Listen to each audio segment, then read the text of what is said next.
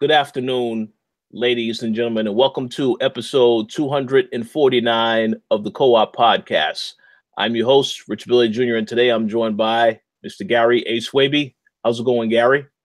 It's going good, man. The weather's nice over here right now, so I'm enjoying that. Besides that, how are you, Rich? Doing pretty good also, and the weather is also nice over here. It's not too humid here in Atlanta, so everything is good. Good to hear. We're also joined by Miss Dana Abercrombie. How's it going, Dana? Hi, I'm alive. The weather sucks. I'm dying. That's a significant difference from what we said earlier. So hopefully everything will still be okay. We will not be joined by Mr. Max Muller and Mr. Jake James Lugo today because they have a couple of other things going on. But they'll be back in the future for sure on some other shows, possibly next week. But we do have a couple of topics to get into. It wasn't really a heavy news week. There are a couple of things definitely worth discussing. So we will get into that. But before we do any of that, we're going to let you all know what we have been playing. So, Dana, would you like to go first? Let us know what you've been playing. Oh, I can go first. I've been playing, aside from like Candy Crush and regular mobile games, because I've been traveling a lot, I have been playing a bit of the Marvel superheroes, just because we just saw Infinity War, and I just really felt like I had to get some more Marvel going on in my life. So I've been playing that. Simple thing, like it's casual. That's cool. Yeah, I actually want to get into that game. You said you're playing on mobile device? No. I said aside from me playing like regular mobile games, like when you travel. Oh, okay. So I've been just playing like at home. I've been playing the Marvel's Lego Marvel Superhero 2. Ah, okay, yeah. I have to check that out. That's a game that I plan to check out, that I mentioned I was going to check out at some point in the past. I just haven't had a chance to look into it, so I may have to check that out at some point. But it's very good, and I'm hoping and guessing that the third one will be about Infinity War. Oh yeah. I hope so too. Unless they are going to have some DLC, but I don't know what their plans are for that game as far as that type of support. But I'm gonna definitely check it out. Yeah. All right, that's cool. How about you, Gary? What have you been playing? It was a pretty busy week for me. I had to do a lot of extra hours of work and stuff, so I didn't get to play too much. But I have been playing God of War still. And the game is definitely impressive on a technical level. I do have some comments about the game, but I might save it for our segment a bit later. But definitely look out for some type of review or discussion about that game, sometime in the future, because we definitely need to have like a full-on discussion about this game once we're all finished with it. I still haven't beat the game yet, just because I haven't been able to play it that much. But I've been told I'm like sort of over halfway, so hopefully by next week I'll have it finished completely. I've also been playing Overwatch, as and when I can fit in a few games and stuff, and I'm still loving that. And it's almost the 2-year anniversary of that game, so it's pretty exciting. But that's pretty much it from me this week. Sounds very exciting. Yeah, I forgot that Overwatch is almost at the 2-year anniversary. So I'll be very curious to see what Activision and Blizzard decide to do to celebrate that special occasion. They should have a huge tournament where you can enter. And with all of your knowledge and your playtime, you'll be able to like beat the whole thing, and you'll win a ton of money. And then we can share it. Hey, I would love that. That's pretty much called the Overwatch League. Yeah, like make it, even bigger, and then you enter. Yeah, I'm sure they will do an event for it, because they just did an event last month. So they'll probably do like another anniversary event like they did last year, and they'll add a lot more skins and stuff to the game. So we'll see. We'll see. Sounds good. So as for what I've been playing, I've also had a very, very busy week. Recently started I guess you could say, a temp job. So I haven't had that much time to play games during the week as I would like to. There is one game that I have been playing, and I actually wrote an editorial about this game not too long ago. It's this game called Homo Machina. And I know a lot of people will listen to the name. They're like, hey, that sounds kind of weird. Well, here's the thing. It's made by, I believe the company is called Deerjang. It's basically a French developer. They're being published by Arte. They also made the game Vandals, which I reviewed last month. But this particular game, you're basically exploring the human body, and it basically takes you through various stages. Basically, the story is about the actual person in the story is about to have a date later on in the evening.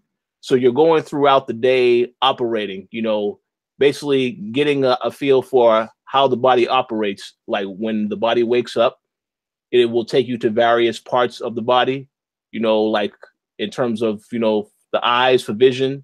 There's a lot of different mechanics, the way that they set it up. So basically, it is a game that's meant to teach you how the body works. And it basically takes a approach where you see various parts inside the body, and then you have to press certain buttons to do certain functions for everything to actually work. So it's much more mechanical type of approach to explaining everything. But the art style on the game is absolutely fantastic. It's meant to be like a very short game.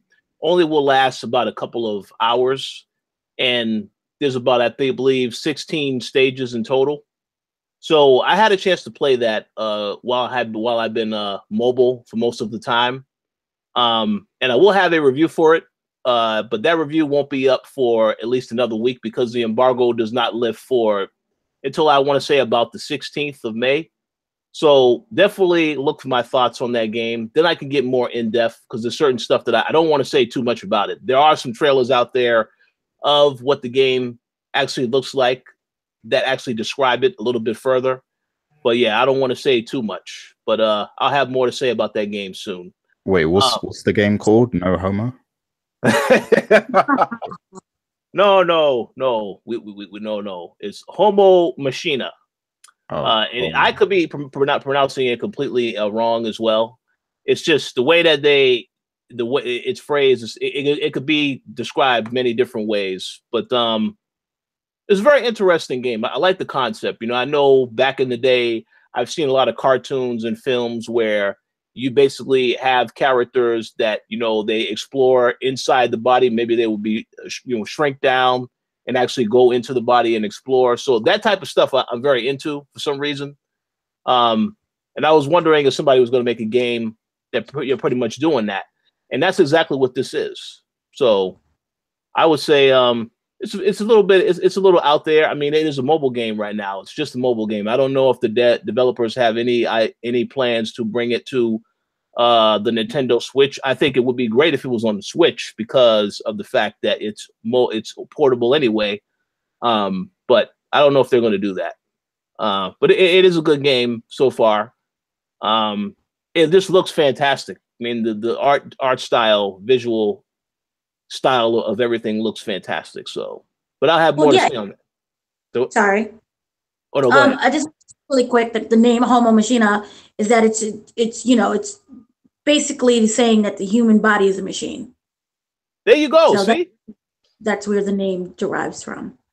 That's perfect. See, you got it then. You got it, and that makes a ton of sense. And that's really great, like especially for kids, because you learn how the body works, basically.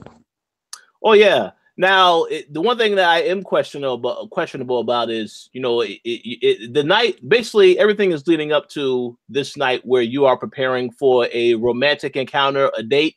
So I don't really know if it's going to show stuff that might happen on the date in regards to the human body. I don't know if it's going to take it that far, because I haven't gotten to the end of the game yet. But it's going to be interesting nonetheless to see how they actually play it out. And the fact that they have a story that's going along with this is also very interesting.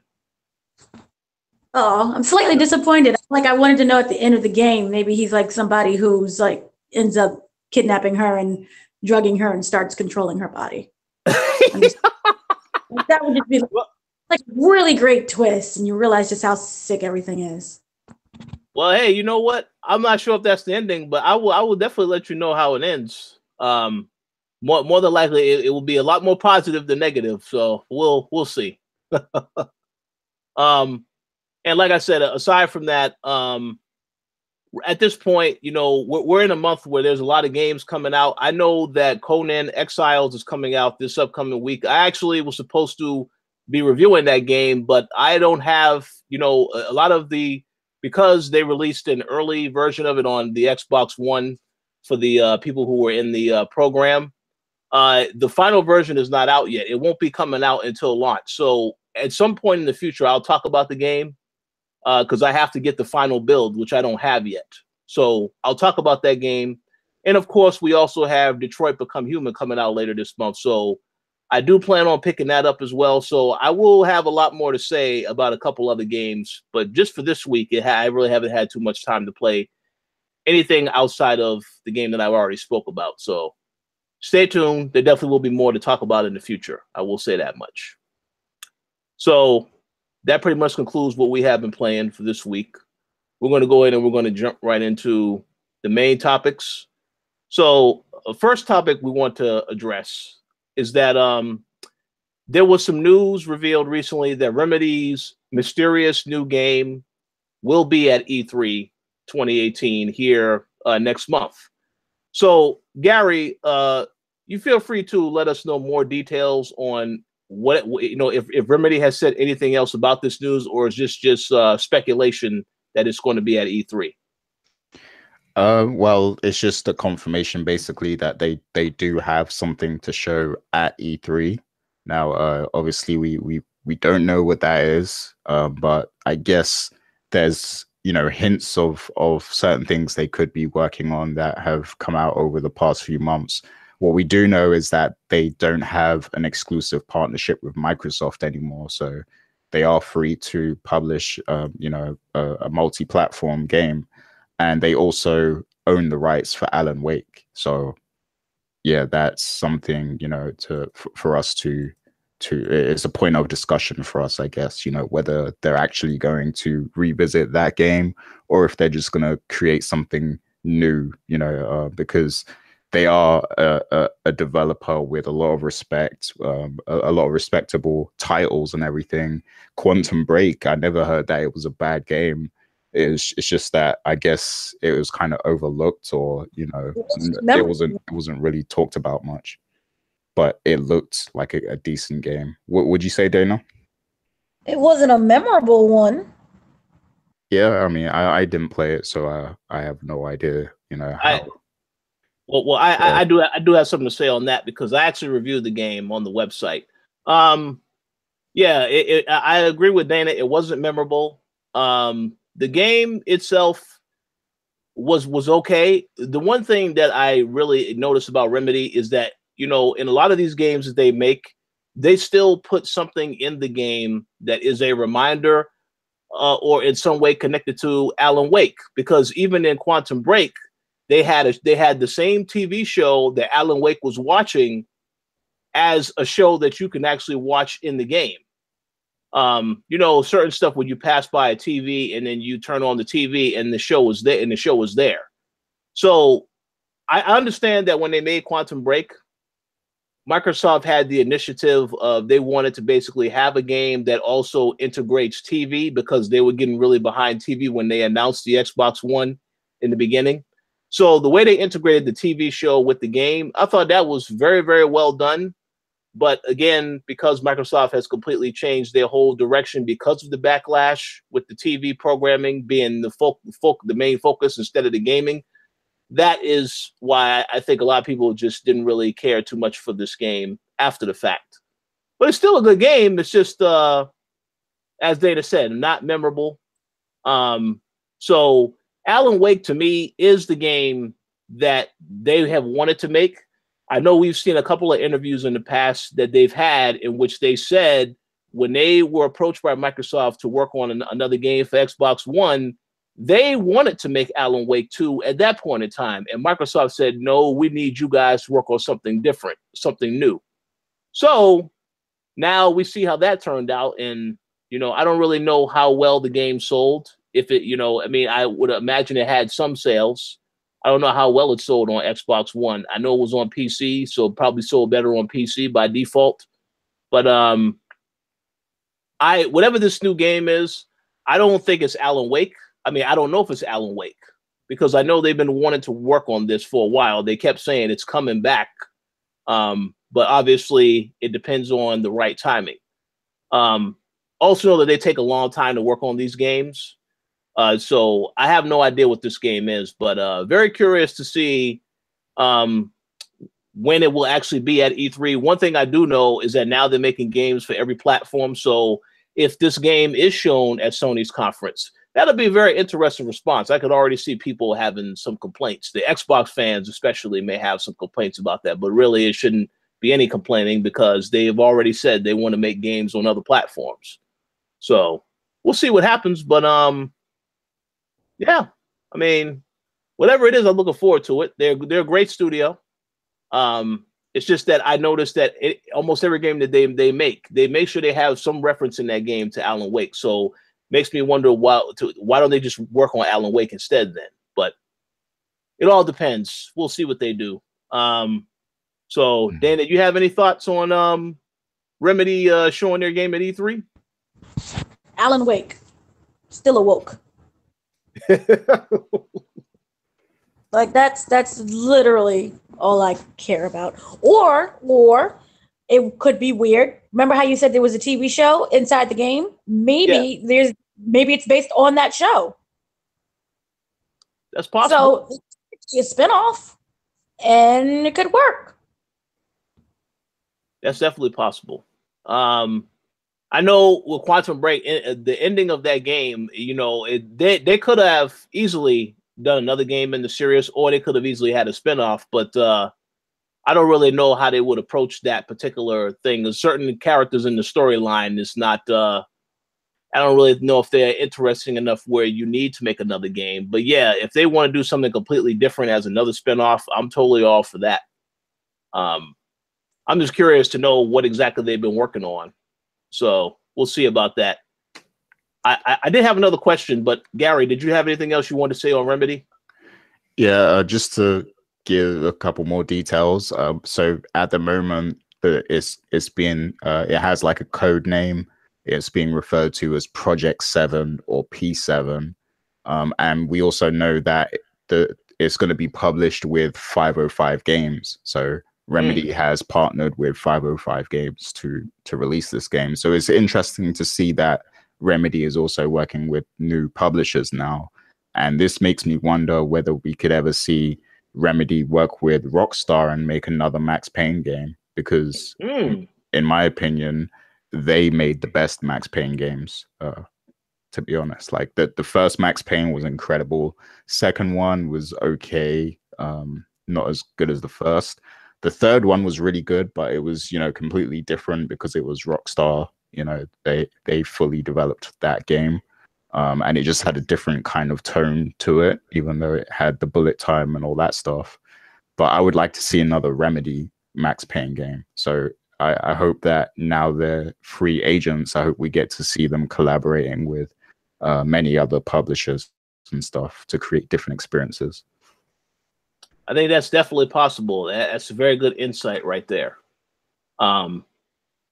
Yeah, I mean, yeah, I didn't even know about that other part about 505 Games. I didn't know that that's who they were publishing it with. So that is very interesting to hear. So we'll see what happens. I think I will, like I said, I'm gonna just take a wait and see approach to see what it actually is. I won't get too excited yet because, you know, if I'm thinking this is going to be Alan Wake and then it's not Alan Wake, I will be very disappointed. So I'm going to just take a wait and see approach. Let's see what it is that they announce. But glad to see that they are working on a new game. I mean, Quantum Break, as I said, it wasn't a bad game. I mean, certain aspects about it is just like, whatever. But definitely not a game that I would remember. You know, when somebody asked me about the best Xbox One games I played, I don't really know if I will put this at the top of the list, maybe towards the bottom of the list, because there's so many other games I enjoyed more, like Sunset Overdrive, so on and so forth. So, but we'll see. We'll see. So, any other thoughts on this topic before we move on to the next? Maybe they bought the rights and we're getting WWE No Mercy. Well, this that'll be awesome. Hey, I'll be fine with that. But you know, what did you say, Gary? This is going to be a reoccurring thing that's going to happen every week. There has to be a WWE No Mercy reference. Absolutely. Yeah. Well, if you keep saying stuff, it normally happens. So yeah, that's what's going to end up happening in this case. There you go. The power of words, man. Exactly. So I want to throw this quick topic in here because I saw you mention this, Gary. Obviously, we don't really know if it's true, and maybe we shouldn't be mentioning it because it might not be true. But since you mentioned it in another chat, what is this rumor going around about Rocksteady working on a Superman game that's going to get announced next week? Oh yeah, so yeah, I mean, I haven't read too much into it, but the rumors are. I mean, I didn't read any particular article or anything, but I did see a ton of different headlines pop up. I believe it was on Friday, so there must be some sort of truth to this, maybe. But apparently, this week coming up, Rocksteady are going to be announcing a new game, and people are saying that it is a Superman game. Now, previously, they've done the Batman Arkham games, we know, and those were some pretty good games, if I will say. So, yeah, I mean, if anyone is going to attempt a Superman game, I guess it would be Rocksteady, and they could probably pull it off. But, I mean, my question is for you guys, do you think that was the best decision for them? Because we know it's been hard to, you know, actually make a good Superman game in the past. And there's a whole array of different characters they could have used instead. But what do you guys think? Yeah, I'll have Dana go first. Oh, me? Oh, okay. No, I think if something is going to suck, don't proceed with it. So I don't have any problem with canceling it. My problem is that this rumor has been around for years. So if it is true, I am happy that they previously canceled it for the simple fact that I feel that the technology to do Superman justice wasn't there. So I think by them working on Arkham Knight, it would help them with that whole design and aspect of the game. According to some of the rumors, again, this is unfounded, but it'll have the Unreal Engine 4. It's a big open world metropolis that's 3 times the size of Arkham Knight, with a lot more buildings. You can't play as Superman. The main villain is Brainiac. Semi-destructible environments. But so you can destroy things, but like, for example, if you hit a building, it's not going to be, what was it? That Superman movie, the previous one, Batman versus Superman. Like, buildings will not start falling over. You know, people won't die. Now, the combat system, they said, is comparable to Dragon Ball Z.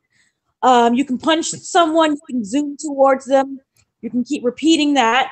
It will be within the Arkhamverse, which should be interesting if it's true. There's a bunch of Easter eggs that it'll have, and it'll also incorporate some things from Batman Arkham Knight franchise, if it's true.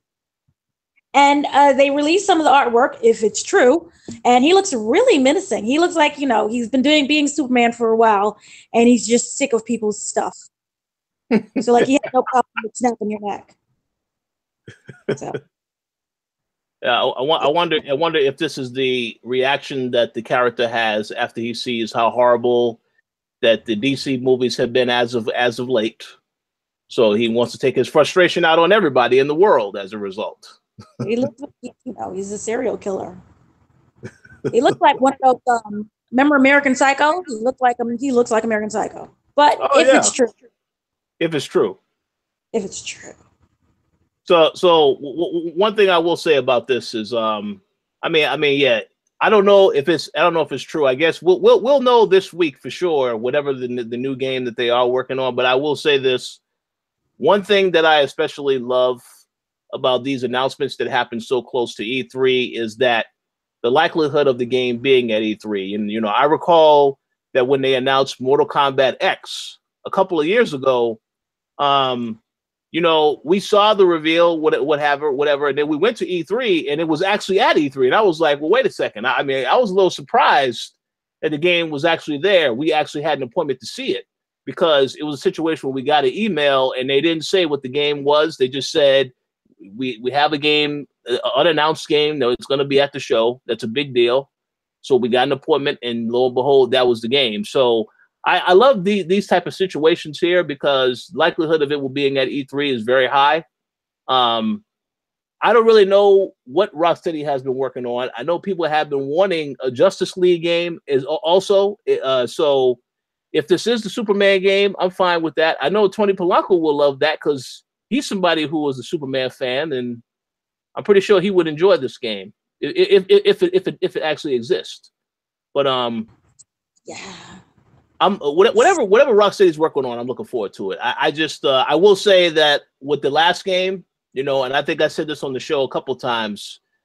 The last game, Arkham Knight, I liked the game. However, I did not like the ridiculous amount of particular combat in that game. I was constantly using the Batmobile to shoot up all this other stuff. I got tired of that very quickly. So all the other elements were great. So we'll see. Go ahead, Dana. No, just saying that was terrible and very traumatizing. I don't want them to ever do that again. But for me, overall, and no offense to anyone, Superman game doesn't really seem to be that much fun. Like, he's not exactly known really well for his hand-to-hand combat, like, say, Batman. Yeah. And even with all the great superpowers and everything that he does have, that's really not that's fun for me to play. So maybe since rumor it's in the same universe as Batman, maybe he might team up and you'll get some type of weird interaction that way. But other than that, I'm just meh. I don't really feel anything. Yeah, I kind of agree with that. Like I gotta keep it real. I'm completely not excited for this. They really got to sell me on it because to me Superman is like one of the most boring superheroes like out of all of them. Oh man, ouch. Yeah, well, nothing wrong with that. And I agree, y'all. You both made some very, very good points with that because Superman is just like a unstoppable superhero. I would imagine if you could do everything and not be stopped, then that might get boring. But it's a very good point you made, Dana, about Batman, potentially being some team ups because then they already have the assets, they've already created those character models, so that'll be a reason for them to throw some of that content in there as well if they wanted to, as far as Batman is concerned. Well, my thing is, I hope that this is actually like leaked information that's not full information, and that this is a Justice League game. Yeah, I think Justice League would be awesome. Like, I wouldn't mind, if there's a Superman thing, but we also get the Justice League as well, and we can follow each of their stories. And they have their own separate worlds, similar to what Lego Marvel did with their games, their superhero games. So I wouldn't mind that. But just a straightforward Superman game, I'm dead inside. I feel nothing. Yeah. Like, now that you guys mention it, I could really picture Rocksteady doing a full Justice League game. Like, I think they would do it justice because, like, no pun intended, by the way. But, yeah, like, I think they would really do a good job of it because I remember in Arkham Knight where they're like, it's an open world and everything, but then there's certain missions and stuff that you can't do. Like, you have to use Catwoman or something like that to do those missions. So they could have like an open world and there could be like tons of different missions that you've got to do and everything. but you have to you can only use certain characters to do certain missions or something like that. Like they could really segment it like that and really show like the strengths and weaknesses of each character that way. So I think they could do some good stuff if they did a full-on Justice League game. Very good point. And I will also add that that'll be a very, very nice counter, because we already know that Square Enix is working on this Marvel game, whatever this game is. I don't know if it's Avengers or Guardians of the Galaxy, but that's a nice little counterpoint for DC to have a game like that also in development. Because, you know, they always want to make sure that they are still in competition with Marvel. So, Oh gosh. yeah. Well, yeah, that would be nice. I would, yeah. But here's the thing with Marvel, I want them, because you already know that they have the Superman game that's coming out soon, and it's going to have a huge presence in E3 again. And from what I was able to glance at, I like cried. You mean the Spider-Man game? What did I say? I said Superman? Oh yeah, so that means that you secretly want the Superman game. Oh my gosh. I almost said that. The Spider-Man game, not the Superman game, sorry. From, you know, what we've seen and, you know, how build up it is, I think that it would be really nice if they start dropping games for each of the characters from their Marvel movies. So Spider-Man looks really great. We're getting a little bit of Miles Morales in that. I would love to see a Black Panther game. Oh yeah. On all different levels, that would just be amazing. And we already got him in like, oh God, what was that fighting game? I can't remember. Oh, Marvel vs. Capcom 3? Yes, we got him in that, and that, you know, that was really popular. His character was very popular and was being used a lot. So it would just be really nice if he would get a game too. So like DC can introduce their little, you know, Superman game with Rocksteady, and then I just want Marvel to come like right after and be like, look what we have. Black Panther. If they do a Black Panther game, I want Killmonger to be the main character. Yeah, so that'll be interesting. Just as long as it's fighting voodoo and voodoo. Yeah, that'll be interesting. So we'll see. Yeah, that sounds awesome. Black Panther game would be fantastic. But we'll see what happens. But are there any other thoughts before we move on to the next topic? Yeah, Ruthless said we need a great X-Men game, and I agree. Oh my gosh, I agree. Absolutely. Oh yeah, X-Men. Oh yeah. Well, hey, that's a possibility, you know. I mean, I don't know, like I said, I don't know what the deal with Marvel and Fox, I don't know what impact this is going to have on the games being made also, because I would imagine that they could easily put the X-Men in this Avengers game also, but I don't know to what extent they'll be able to do that, because development has been, you know, they've been working on this game for a while now.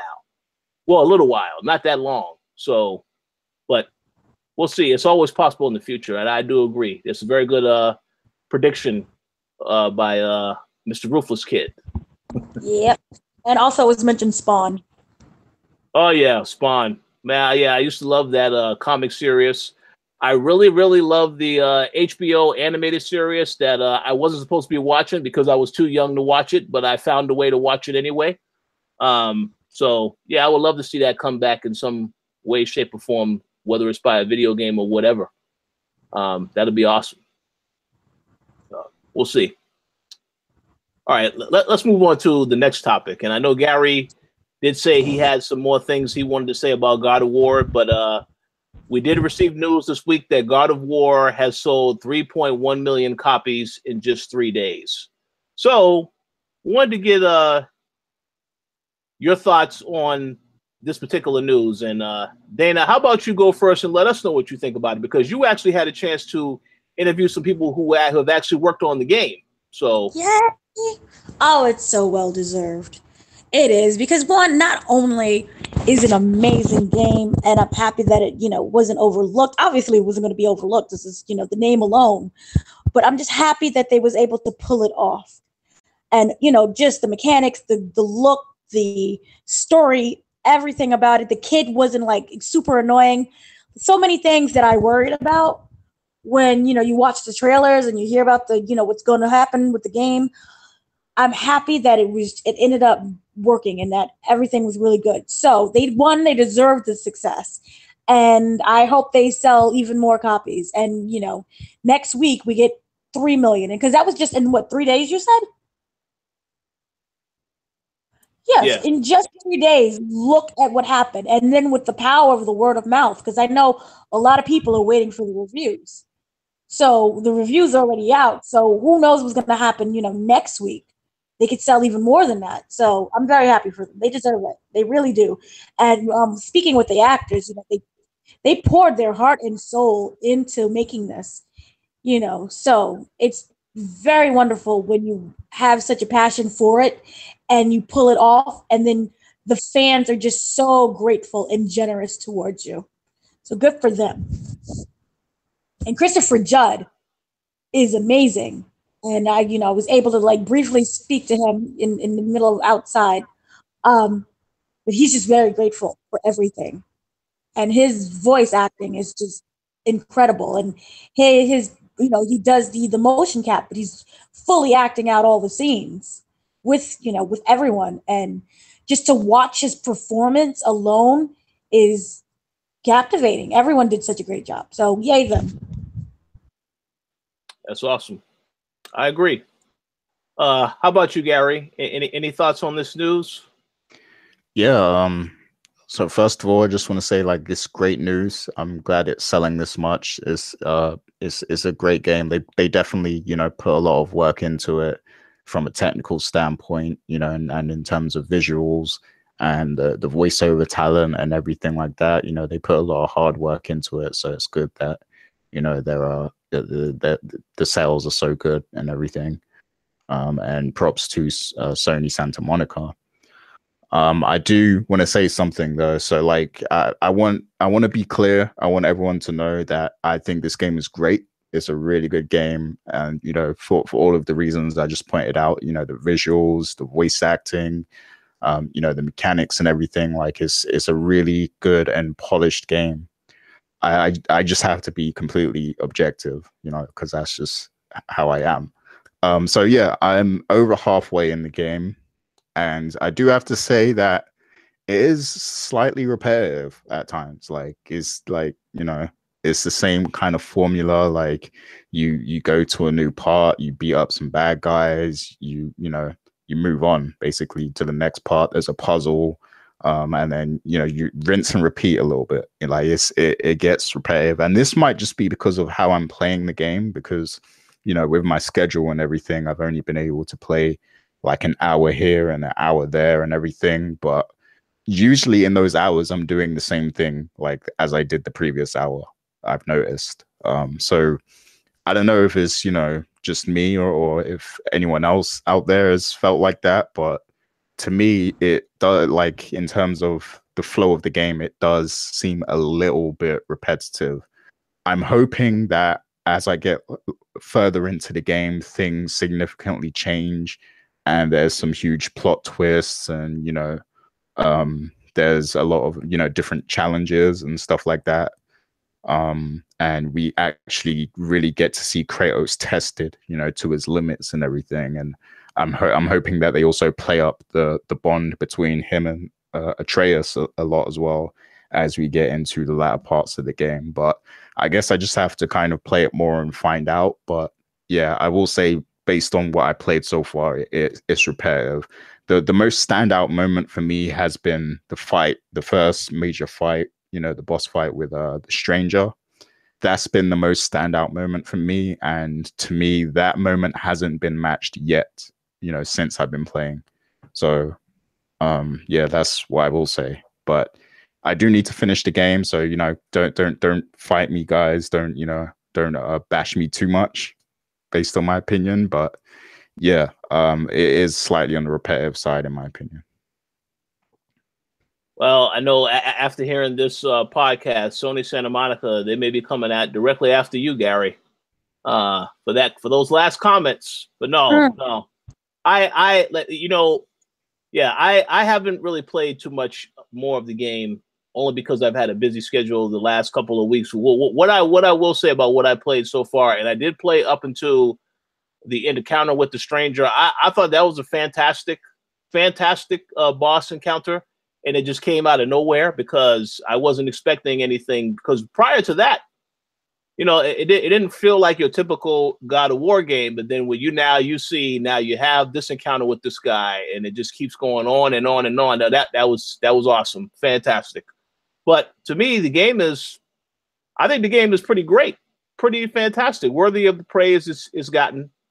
I haven't really continued to play more of it yet. One thing I will say about the game is that when I sit down to play a game and I feel like I want to keep playing it,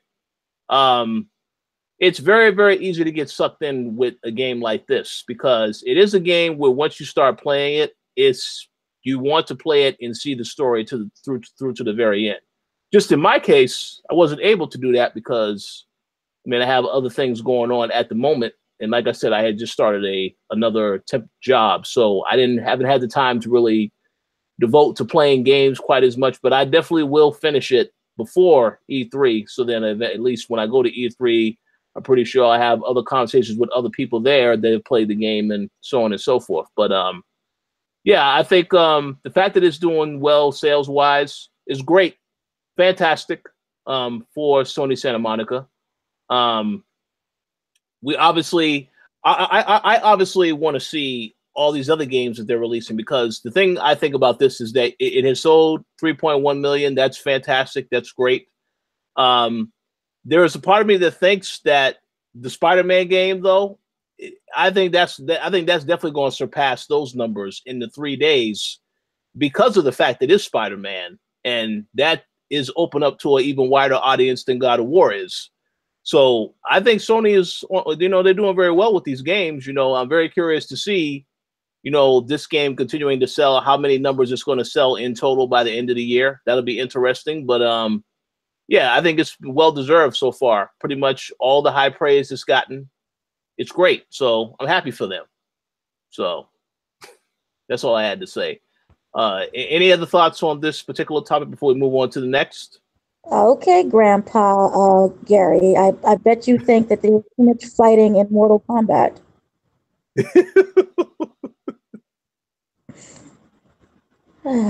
Oh, Gary's speechless. He's speechless. Oh, sorry. Can you repeat that? What'd you say? I bet you think there's too much fighting in Mortal Kombat.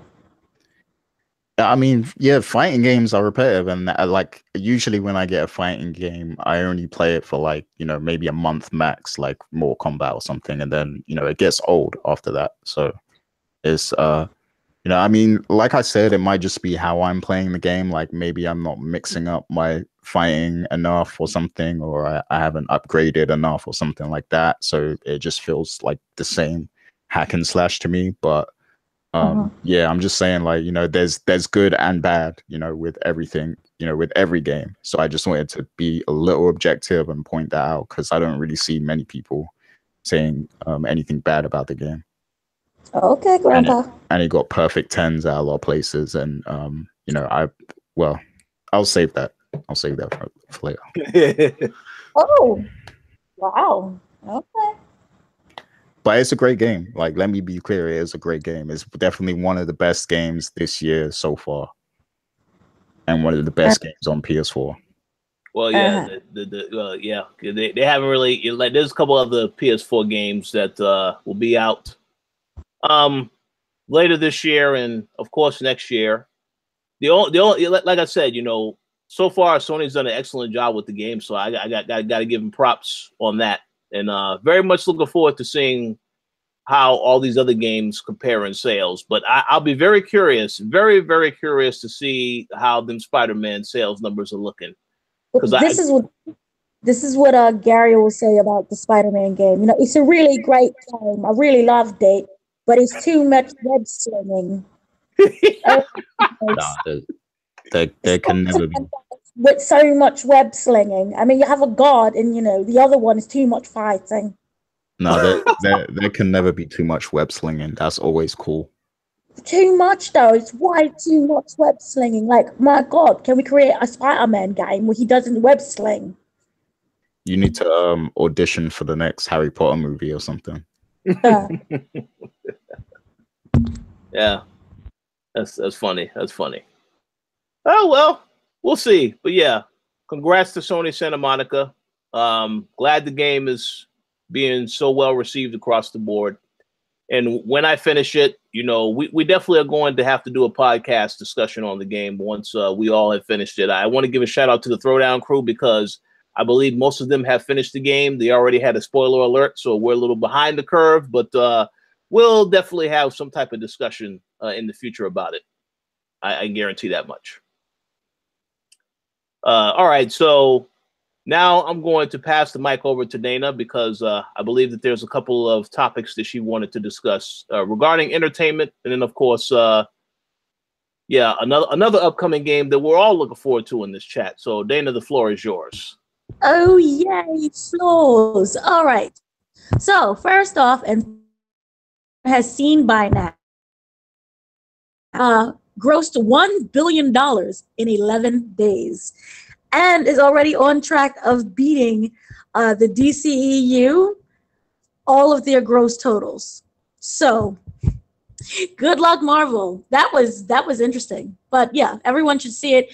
Obviously, a lot of people have seen it multiple times. I don't blame them. It's amazing. There's a lot of fan theories and facts going around online, which make people want to watch it even more. So, good for them. I'm not surprised. I'm very happy.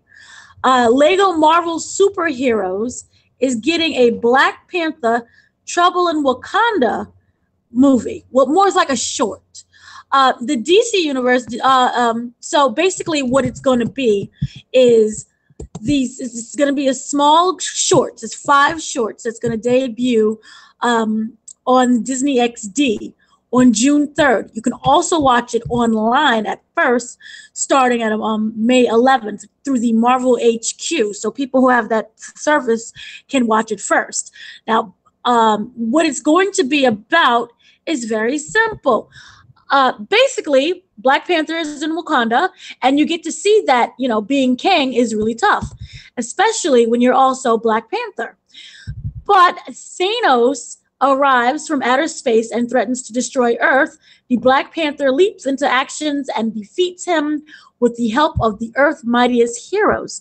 So we're going to get a little bit of the Avengers in here as well. But the situation gets worse when rogue villains Killmonger and Claw team up with Mad Titan to take the fight to Black Panther's homeland in Wakanda. So Wakanda gets raided once again. So that seems like really fun. It's going to be cute. It's adorable. But at the same time, we do need more Black Panther. So I'm happy for that.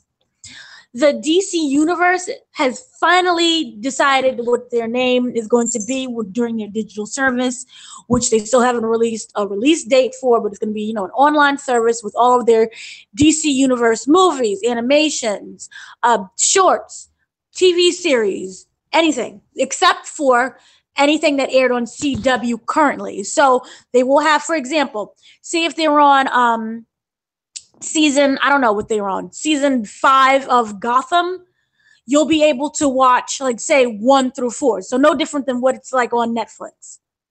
Anyway, they decided that they're calling their service DC Universe. That's thinking out of the box. It promises that it's going to have unlimited access. And right now, they announced the original shows, which are going to air on the series, on that platform, I mean. So, if you haven't heard already, we're getting the live action Titan show, which looks god awful. Gary saw an image of it. It's, you know, it's just poorly cast. So, anyone who likes Inhumans would be very pleased with that. But I just wanted to reiterate that it's really bad and that the show was originally supposed to air, I believe, about 2 years ago on TNT. So, it's a network TNT, but the script, they said, was so poorly written that they could not go forward with green lighting it. So it's going to be on the streaming service instead.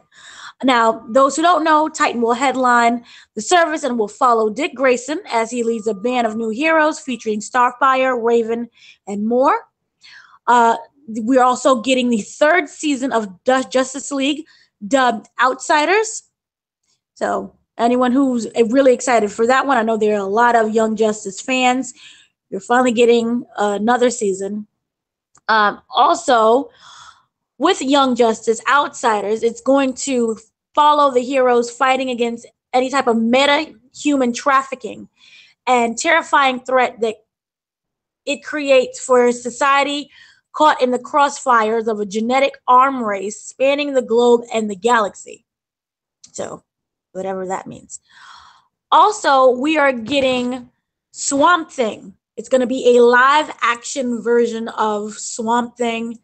If anyone is excited for that, I don't know many people who are, but they haven't started casting yet. They just announced it.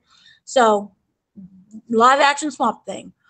Then we're going to also have, now this one is what I really seem, excited about the most, is going to be a Harley Quinn adult-oriented animated series with the first season containing 26 half-hour episodes. The story will follow Harley Quinn as she tries to become Gotham's queen of crime. Now, they haven't announced casting, but DC and Warner Brothers want Margot Robbie to reprise her role as Harley Quinn. But there, so far, there was no updates on that. She hasn't said yes, she hasn't said no. So that should be interesting either way. That's the only one that I'm excited about. I don't care about the other ones. ABC has ordered the second season of American Idol. If anyone cares, yay. Sylvester Stallone is going to return for a fifth installment of the Rambo series. He is also writing the script. And the fifth movie will focus on a daughter of one of his friends is kidnapped. Rambo, who has been working on a ranch, crosses the U.S.-Mexican border and quickly finds himself up against the full might of one of Mexico's most violent cartels. It is set to start shooting September of this year. The Academy of Motion Pictures and Sciences have announced that they have expelled Bill Cosby and Roman Polanski, who many years ago he admitted to raping a girl underage. He pleaded guilty. However, he ended up fleeing the United States and he never entered again. But now they decided years later that they're expelling him from the Academy. We're getting a sequel to Peter Rabbit, which came out earlier this year. They greenlit Peter Rabbit 2, which will release in theaters on February 7th, 2020. The Disney is very excited about their new upcoming solo Star Wars story, and apparently a lot of people are as well. It's set to make $170 million over the 4-day memorial holiday, and Fandango has reported that the advanced ticket sales in their first 24 hours has outstripped Black Panthers. So, who knows that? Yeah, that's my face too. Many people are excited for these side stories. I'm going to probably credit it with Donald Glover being in it. Because other than that, there's been a lot of problems on the set. There's people have come out and said that the script was terrible. Shooting it was just painful. Ron Howard, they love him, but he didn't know what he was doing. He has a different stylistic, style, and it just wasn't gelling right with the people there. But I hope it's successful and it works out for everyone. Charlie Rose, as you guys heard, he has a show, a lot of different news shows. He has been accused of sexual harassment, and 2 more women came out that accused him of sexual misconduct, and one of them says that he forced them to clean an entire toilet that was overflowing with human feces, and it's been sitting that way for a while, and that was used as a form of punishment for not accepting his wanting to touch and feel and to get a little closer. So many people are upset about that. Also, last but not least, we previously talked about the Spawn, and you know how you guys wanted a video game. We are getting a movie reboot by Todd McFarlane. He's decided, it's been going on for years, but now it seems like it may actually happen. The thing is that he wants Jamie Foxx to be the lead role, and Jamie Foxx wants to be in it. So many people, you know, if you like Jamie Foxx, I was kind of confused by the casting, but it's not official, but it seems that he is going to be the lead in the Spawn movie. So that's everything. That's interesting. So Gary, would you like to see Jamie Foxx in that role? I mean, he seems too soft to be Spawn. I don't know. Like, if you can pull it off. I just said Electro. Remember when he was Electro in Spider-Man? Yeah, he wasn't. He didn't come across as ruthless in that film either. Sucked. It was really crappy villain. So all I'm just thinking of is him. You know, Electro being Spawn. I don't like it. There's a lot of better casting they could get for that, I think, or get Idris or something, like, you know. Idris. They could do he got a lot of time now for those type of movies. Yeah, he doesn't have to do any more thought. So. Well, yeah. Oh, this is probably why what happened to him in Infinity War happened to him, because remember he has his own TV series that's coming up. Oh yeah. Wait, what TV series? Not Luther, right? Not Luther returning, is it? There is another Luther coming, but what else does he have? I believe that it's a new show for Netflix. It's called Turn Up Charlie. It's a comedy. Stop laughing. He's gay. He's an employed black man.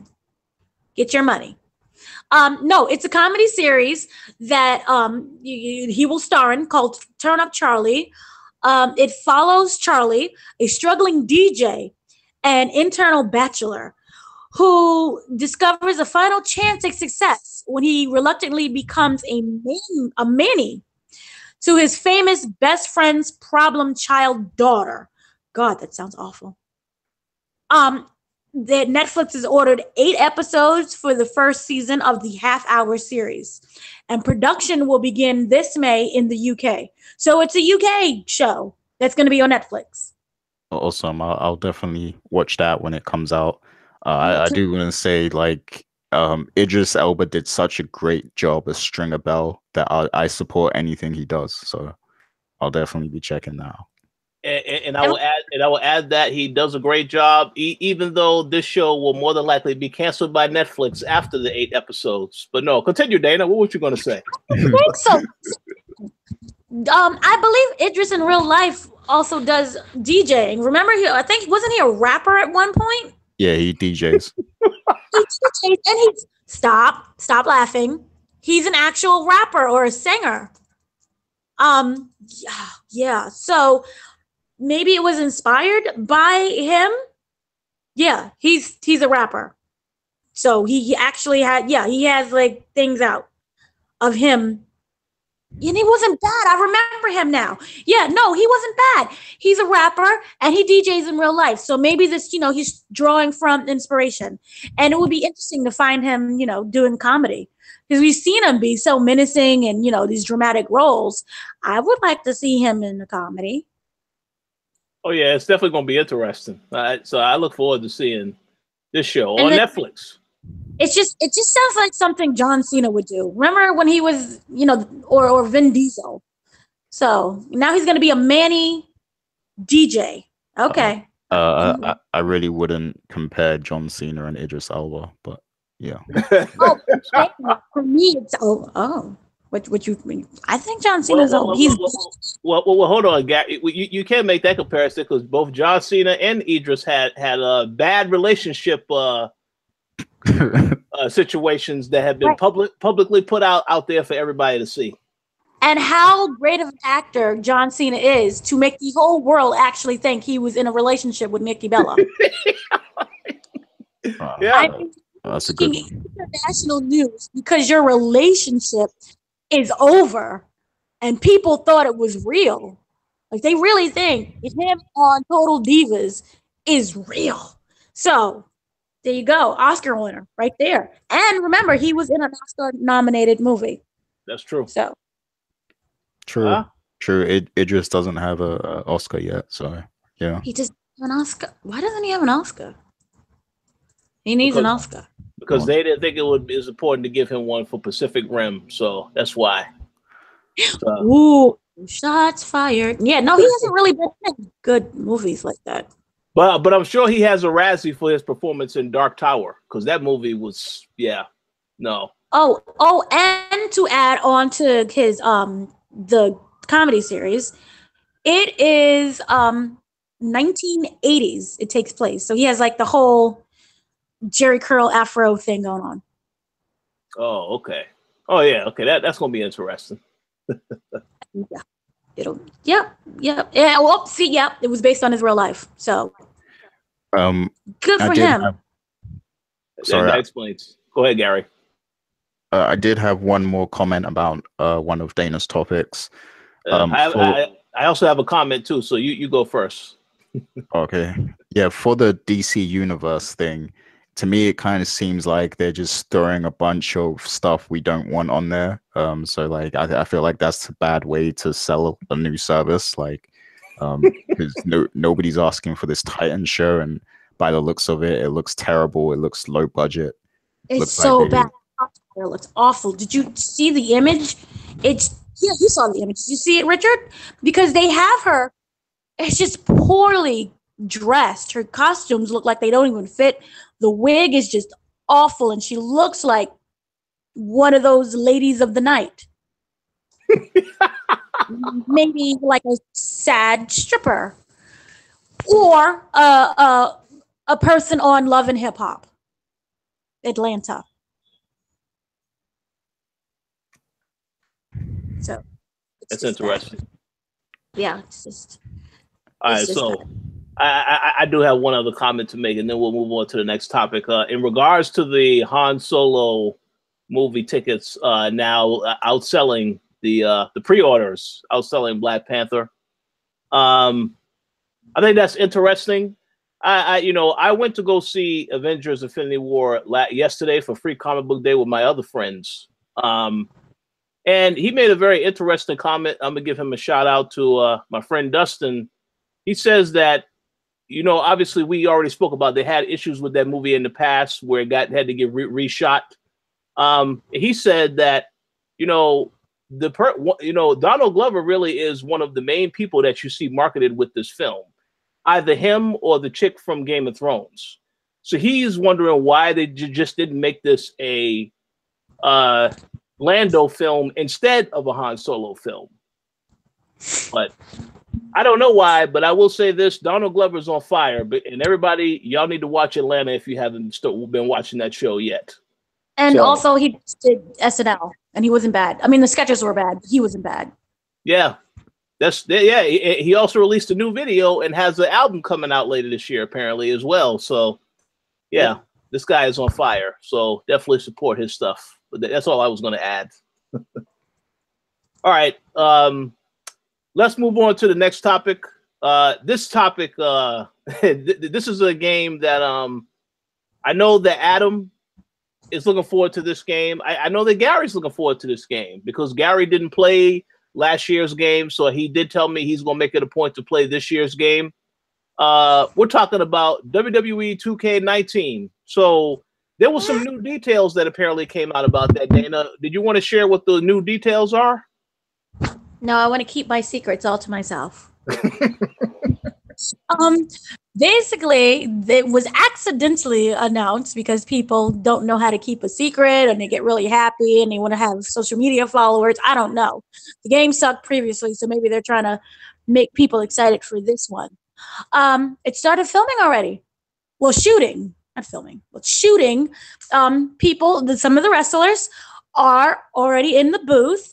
Doing their little voiceover thing. They have one of the actresses. She is basically like one of those. You have like a body double, but her name is I'm sorry. It's Santana Garrett. She basically announced that she's down in California and that she's doing a lot of the motion capture for the game. The game is going to have a lot more of women featured on it this year. So, yeah, a little bit more women. Your face is just funny when you said that. So that means the game definitely will not be sold in Saudi Arabia then. That's what you're saying. No. I know you're really disappointed about that. All right. But Garrett had her own independent scene entrance, which was included in WWE 18 as a selectable performance under the name Shining Star, which was a play on her Shining Star press finishing maneuver. So we don't know if she's going to get, if she's just doing her parts, or is she going to, stand in for other women as well? The problem is that they're trying to get everyone's schedules together. But they did announce that they're filming, shooting. I don't know which is the proper terminology. But anyway, they started the motion capture work for it already. So I know you guys are very excited. Yeah.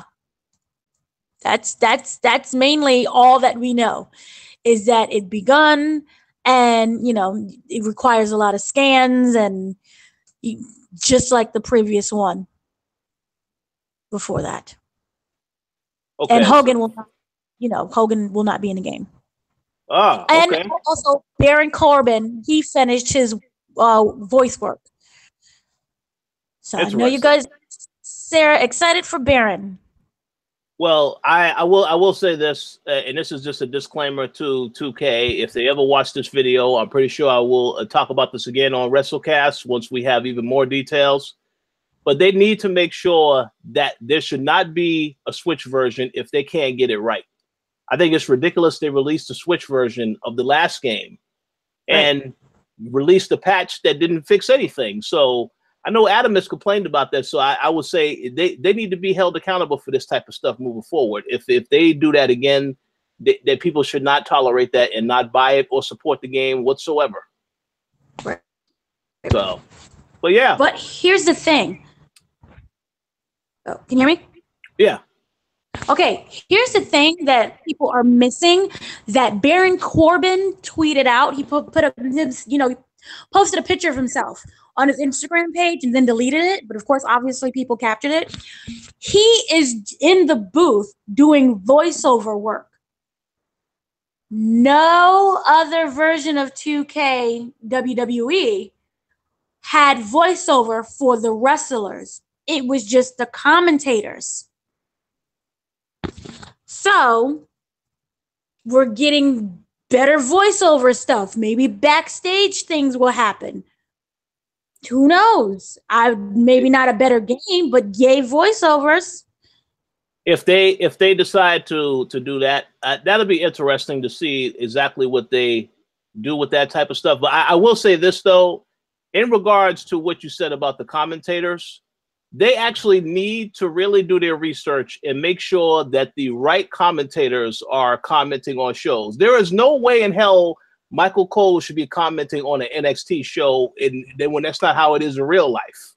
So if they're going to have Baron Corbin, that's great. If you're going to have more of the wrestlers, that's great. But for the other presentation stuff, if they're going to do the other shows, they got to make an effort to actually get these other people commenting on the shows they're supposed to be commenting on. I believe that they're doing that. It's just that was his day to be in the booth. Because it doesn't make any sense. All people, you can have Baron Corbin. No one cares about Baron Corbin. But well, I think Gary does. Well, Gary, yeah, I know he does. He enjoys that more than, the fighting in God of War. But sorry.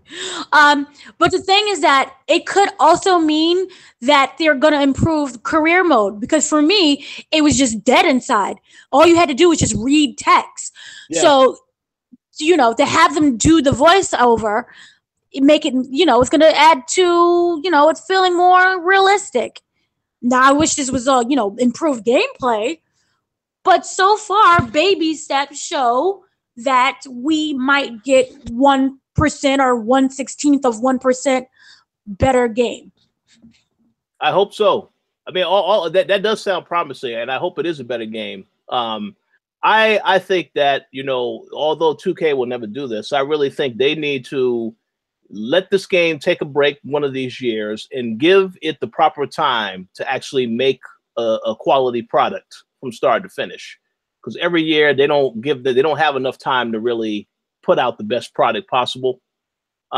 So hopefully it does mean a better game, but I guess we will have to wait until we actually start to see some more stuff. And I'm pretty sure by SummerSlam, they'll have like a full list of the rosters, like they always have that show where they announce all the people that are going to be in the game, and maybe they will have some footage. Maybe they will have some footage, but we'll see.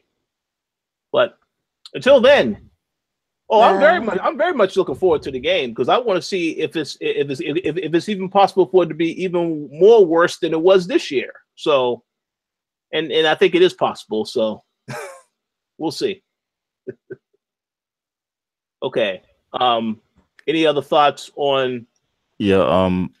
I haven't played. Well, I played a couple of these games over the past few years, but only like when I'm with my friends or whatever.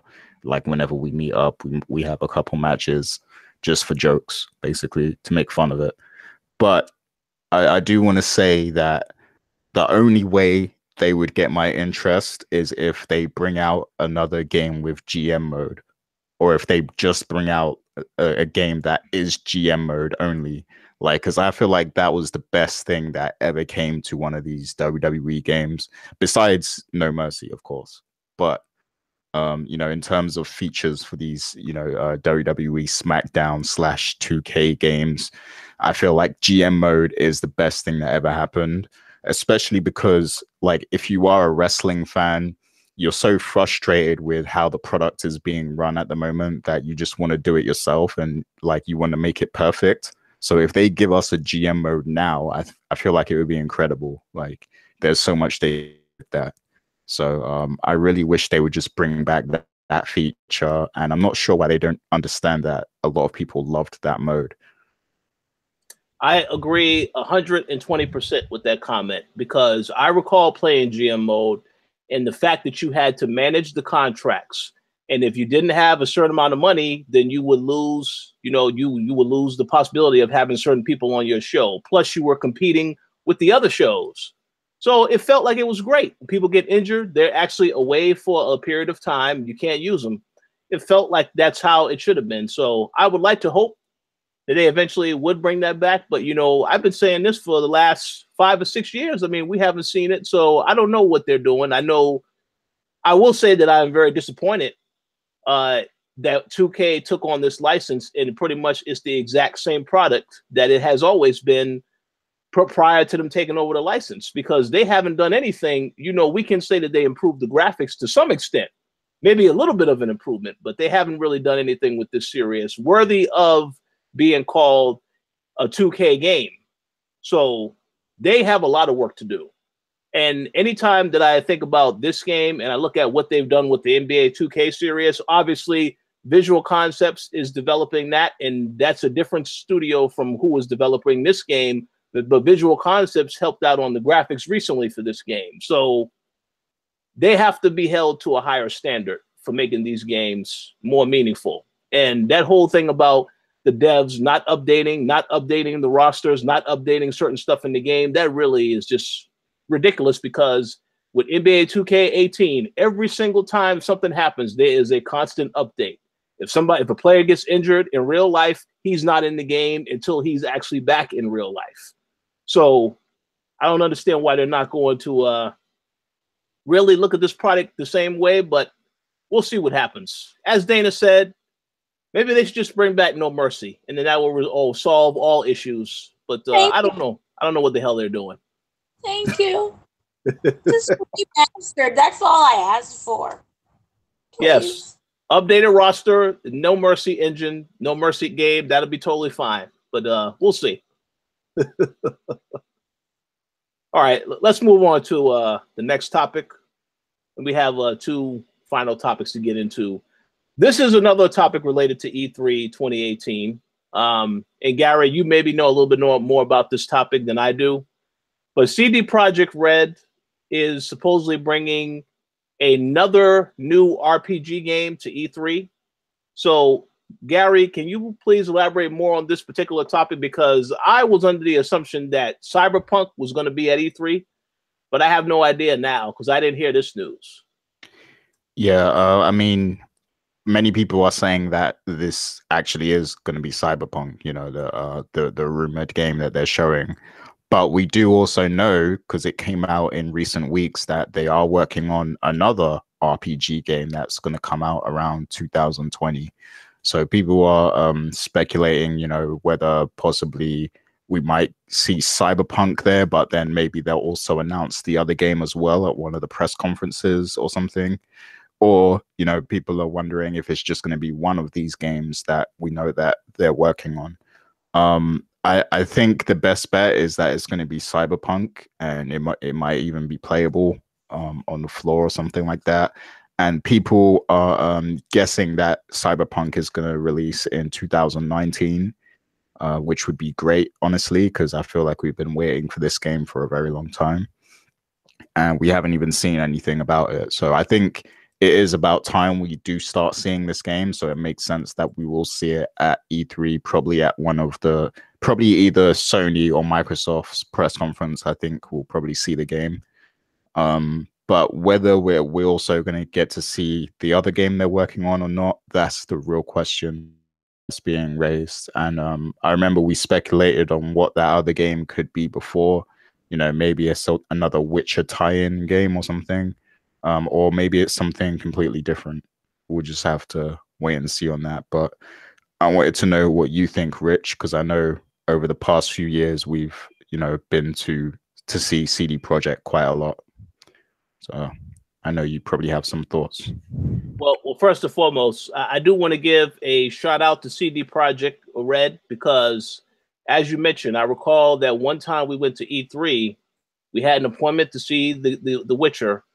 And they brought us through a presentation. Of course, they had drinks, food there for anybody that came to that presentation. But then at the end of that, we also, I believe, we got a bag. And inside that bag, there was a code for the actual full game before it was even released. So once it did release, we already had the pre-order code. We were able to just download the game on PC. So that was awesome. You know, this is one of the reasons why CD Projekt Red is a great company. I know they've also spoken out in the past about the other developers having microtransactions, that they don't believe in that type of a practice, so on and so forth and stuff like that. So all of that's just great. In regards to this particular news, yeah, I know Cyberpunk, that is the game that I definitely think that game is going to be at E3, because we've heard about this game a long time ago. It's been in development for a long time. I would imagine that 2019 is a great time to release it, because if they were to announce that this game is coming out 2018, the fall, man, we're going to have a very busy fall already. I could only imagine if they decided to release that game also, it's just going to be crazy, the amount of games that are out at that same particular amount of time. So 2019 is great. In regards to whatever this other RPG is that they're working on, I know CD Projekt Red has said in the past, when people were asking about The Witcher 3 and what happens after that, they were very specific when they said that The Witcher 3 was going to be the last game that Geralt was the featured main character of the game. They didn't ever say anything about Ciri. So obviously, I think we spoke about this also on another episode of the Co-op. Ciri is probably going to be the main focal point of a spin-off game, unless, of course, they go in another direction or they introduce another character. But I definitely think that whatever this other RPG is, it is 100% connected to The Witcher, because they've had success with that franchise. People love the franchise. They love the world. There's a lot of different stories that they can tell with other characters in that particular environment. Not necessarily just about Geralt. That's only one character that you can explore when they have many other characters that they can talk about. So I definitely think that what I'm a little skeptical of is when they say 2020 release, it's like, ain't really that too far off. I mean, 2 years, yeah, but I don't know, because if they are going to release Cyberpunk next year, I mean, they can definitely do it, but then again, I don't know how long this other RPG has been in development. I only know Cyberpunk has been in development for a long time, so this other game would have had to have gone into development shortly after Witcher 3, if it is another Witcher game. But in any event, whatever it is, I'm looking forward to it because I mean, CD Projekt Red, they make great games. And I think I recall whenever I played the Witcher, the original Witcher, and Witcher 2 in particular, that was the game that just sold me on anything that they do moving forward. So very, very curious to see what this other game is. But if I had to make a guess, it's definitely a Witcher spinoff, unless it's something new. But Witcher is so popular of a series, I'll be surprised if it's anything outside of that. I do have something to add to that as well. Yeah.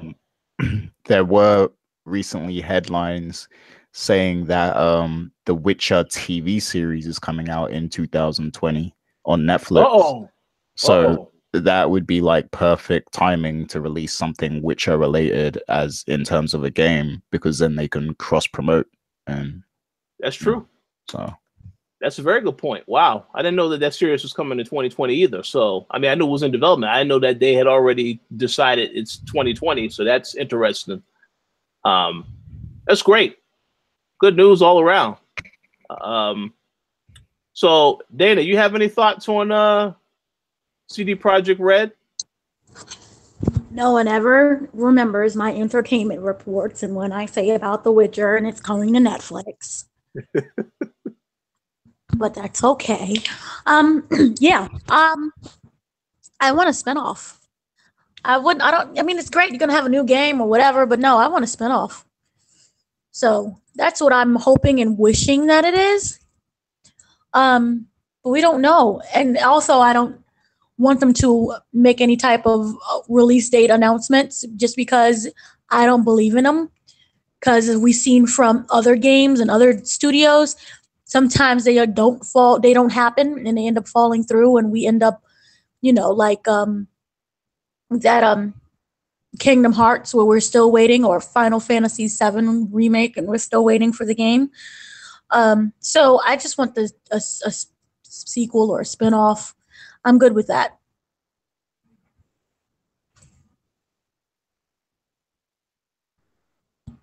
Absolutely. Well, so we'll see what happens. Yeah, I had a bit of a technical issue, so sorry about that. But I guess we should move on to our final topic for today, and that is about the recently released Red Dead Redemption 2 trailer. Now, I think that we've all had an opportunity to see the trailer.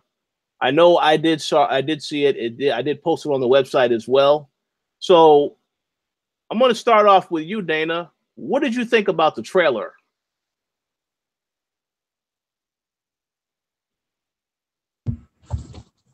It looks so pretty.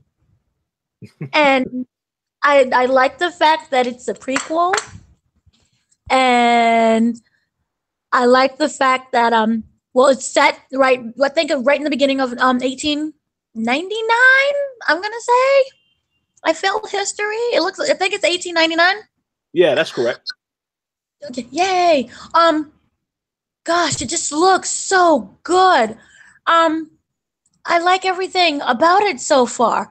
I know that we're gonna get it this year, which just made me extra excited because usually when we get games like this, it's gonna be something like next year. But the fact that they stuck with the release date, so I like it. I like how it looks. I like how we will probably. I'm gonna assume that we'll get to see what happened before Marston's release. Capture. Sorry. So I like that the fact that even though it's a new game, we're getting a whole bunch of backstory, and he was a very interesting character, so we get to learn exactly what happened to make him get captured. The gunfight that's going to occur, I really, really liked it. It's going to be a lot of death, a lot of murder. So for me, I think it just looks like a very realistic game as a cowboy, and I just love the fact that we're getting he's getting his own game basically. So I'm excited. Yeah, sounds good. How about you, Gary? What are your thoughts on the trailer? Yeah, it looked really good. I have no doubts in my mind that the visuals in this game are going to be, superb based on that trailer and everything. The only thing is for me, I just want to see more gameplay. I want to see what, more of what they're going to be bringing to the experience, like how it differs from the previous game in terms of, how the game played and everything like that. Because I don't want it to just be a repeat of what Red Dead Redemption did. I want them to, evolve it and bring in some new ideas and techniques and things to do in the game and stuff like that. And I'm guessing so that makes I think this game is set 11 years before the previous game. So I guess there's not too much different in terms of, technology and time over that period. But yeah, I just want it to be a lot different to what we got in the first game, because I feel like Rockstar needs to innovate a lot more. Like GTA 5 was great, but it was more of the same kind of, like, they didn't do a whole lot to innovate. I mean, the biggest thing they did was bring out the online. But besides that, it was mainly just, a really good story and really good visuals and just more of what we're used to with the GTA formula. So I guess what I'm trying to say is, like, I want more than just the basic GTA style open world that we've gotten used to so far. I want them to push the limits a bit more, push the boundaries, and innovate a little bit more than they usually do.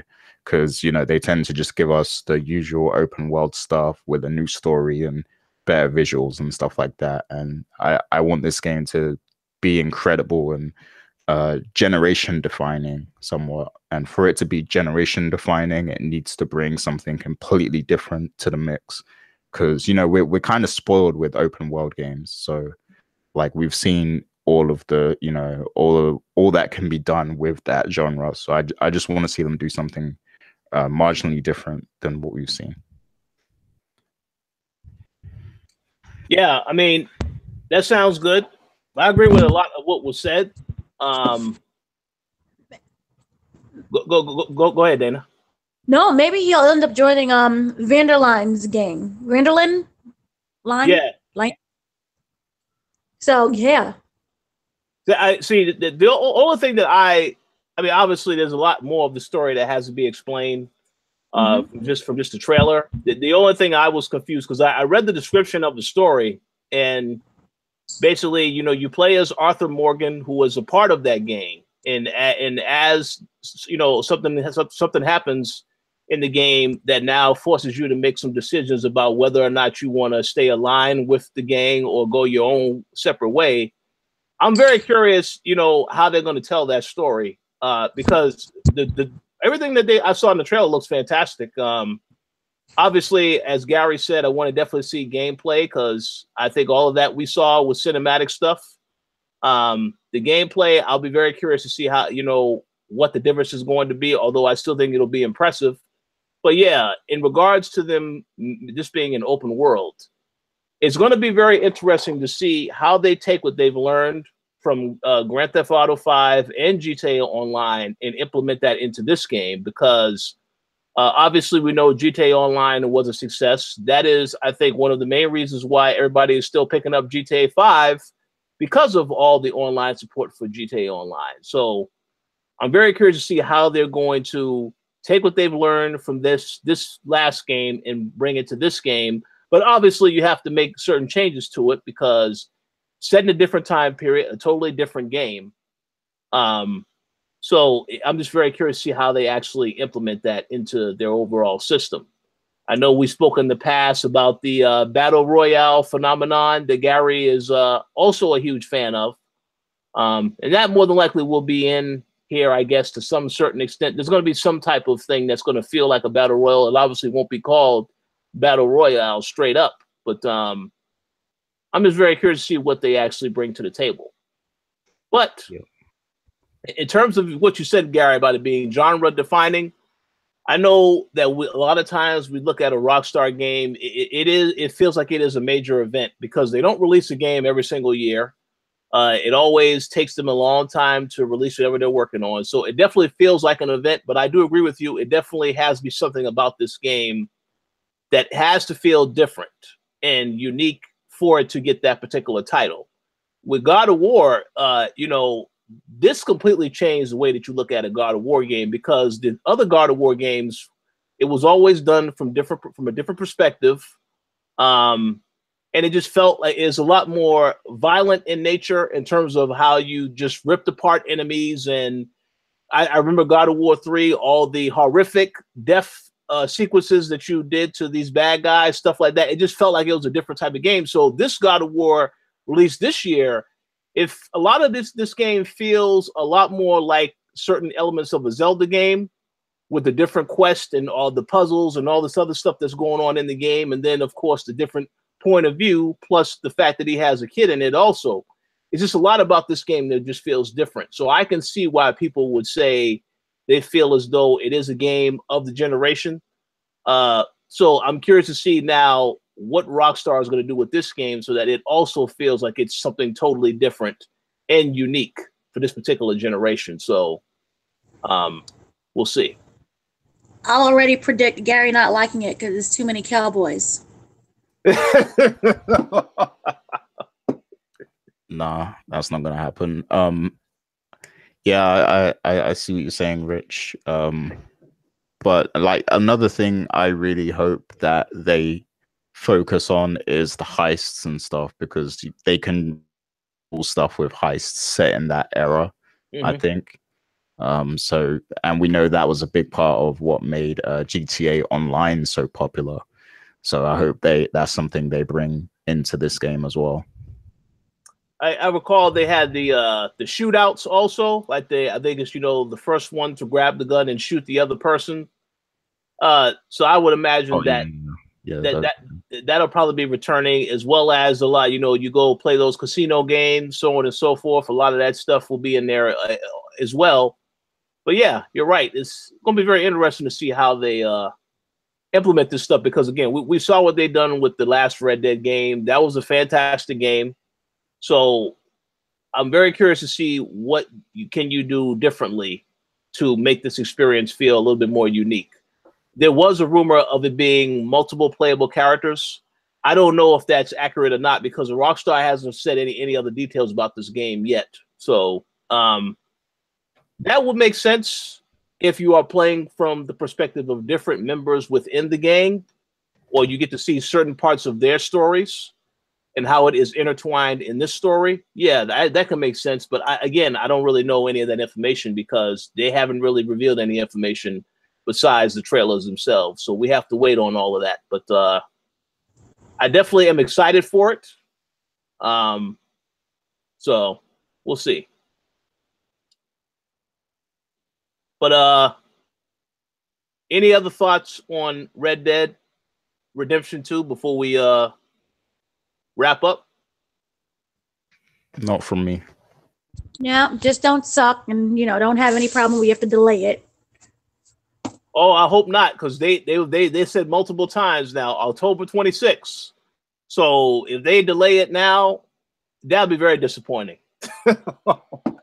It's in the trailer. It's October 26th. They said it a couple of times, you know, so we'll see. We'll see. But yeah. So that actually wraps up our show for today. We are going to be having, well, next week is actually our 250th show. So we do have something that we are working on, planning for that. We may have a special guest on or two. You never know what can happen. So make sure you definitely come back to listen to the show next week. In regards to other things that are going on, there was another topic we were going to discuss. We're going to dive into a lot of this stuff because the E3 is coming up. So a lot of news, you know, obviously is going to be saved for E3. There may also be some leaks ahead of time. We already know that, because I know that there was news about Microsoft leaking some of that stuff from the Microsoft conference getting leaked, but then debunked. So I don't really know what's accurate and what's not. But we are definitely going to be talking a lot more about E3 in the next couple of weeks because it'll be here next month. And it's kind of crazy to think that the year really just started in my mind, but we're already almost to the halfway point of the year. So kind of crazy. But yeah, we thank you all for listening.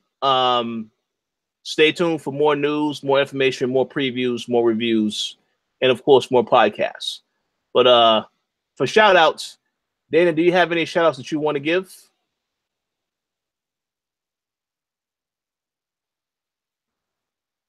You're on Shout mute. out to everyone who is listening. Can you hear me? Yeah, we hear you. Okay.